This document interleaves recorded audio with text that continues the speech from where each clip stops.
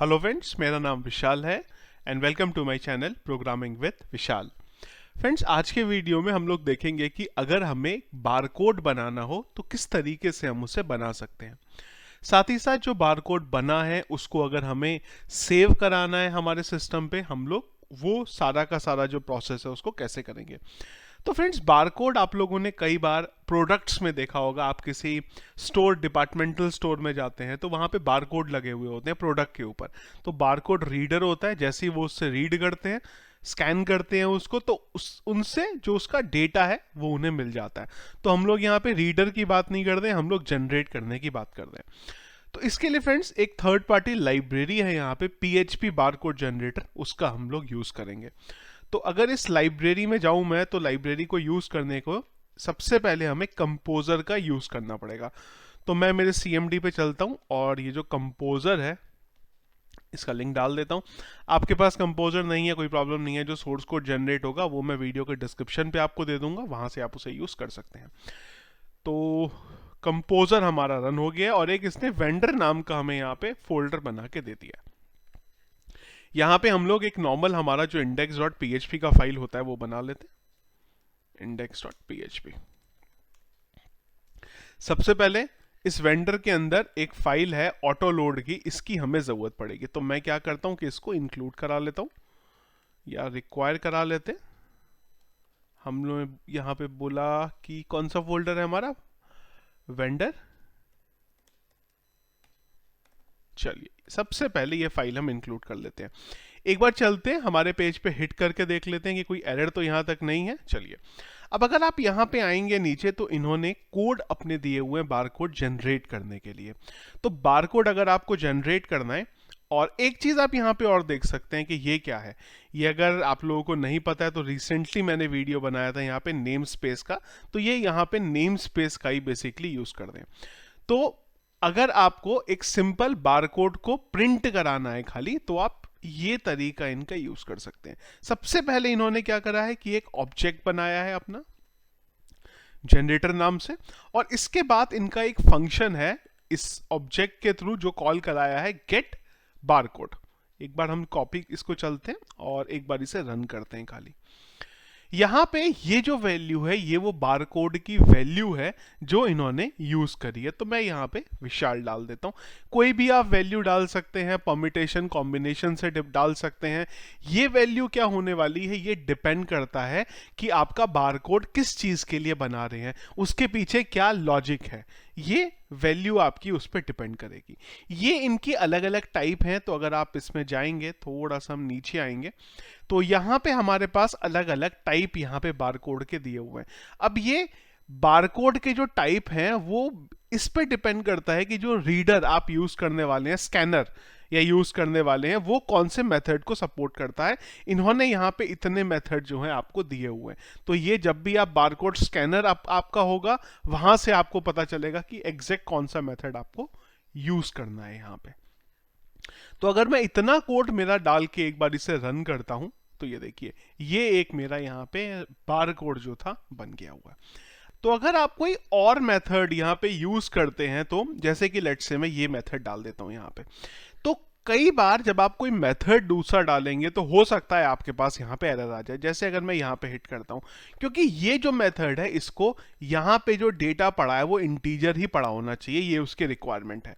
जैसे ही मैं इंटीजर डाल दूंगा तो ये मेरा चल जाएगा। तो ये डिपेंड करेगा कि आपकी क्या यहाँ पे रिक्वायरमेंट है। तो जो बेसिक मेथड है यहाँ पे, वो मैं खाली यहाँ पे डाल के एक बार छोड़ दे रहा हूँ, और ये मेरा इसका जो बार कोड है वो जनरेट हो जा रहा है। अब यही बार कोड अगर आपको फॉर्म के थ्रू बनाना होता तो एक फॉर्म बना लेते हैं। यहाँ पे इस तरीके से हम लोग एक फॉर्म का मेथड डाल देते हैं, पोस्ट, और एक इसमें टेक्स्ट बॉक्स ले लेते हैं, इनपुट टाइप टेक्स्ट, एक इसका नेम ले लेते हैं, लेट्स से नेम, और एक रिक्वायर्ड डाल देते हैं, और एक इसकी कॉपी बना लेते हैं बटन के लिए हमारे, input type submit, name submit, इसे इधर कर देते हैं। अब जैसे ही हमारा सबमिट के बटन पे क्लिक होगा, तो मैं इधर आ जाता हूं और यहां पे डाल देता हूं if set $_post POST submit. जैसे ही सबमिट हुआ, हमने इसका डेटा रिट्राइव करा, dollar name is equal to dollar underscore post, post method है, नेम लिया हमने और इसको यहां डाल देते हैं। इसको मैं ऊपर कर लेता हूं या बाहर डाल दीजिए, जैसा आपका प्रिफर करें आप उसे, और ये वैल्यू मैं यहां डाल देता हूं। अब मैं बारकोड जो है मेरा यहां से जनरेट कर सकता हूं, जो वैल्यू डालूंगा। तो मैंने यहां डाला और इस पे मैंने कोई भी वैल्यू डाल दी, लेट्स से विशाल डाल दी और सबमिट के बटन पे क्लिक कर दिया, तो मेरा जो भी बारकोड है वो बन गया। अलग अलग और मेथड है, जैसे कि मैंने आपको बताया, आप ये चाहते हैं कि जो बारकोड जनरेट हुआ है उसे किसी इमेज में आपको दिखाना है, तो ये मेथड दिया है। आप चाहते हैं जो बारकोड बना है उसको आपको अपने फोल्डर में सेव कराना है, आप वो भी कर सकते हैं। तो मैं क्या कर सकता हूं, जो बारकोड जनरेट होता है मेरा यहाँ पे, उसको मैं सेव करा लेता हूं। तो उसके लिए हम लोग इसे हटा देते हैं। यहाँ पे हम लोग बारकोड को HTML फॉर्म में जनरेट करा रहे थे, यहाँ पे हम लोग उसे सेव करा देते हैं इस तरीके से। और यहां पे मैं नाम डाल देता हूं इसका।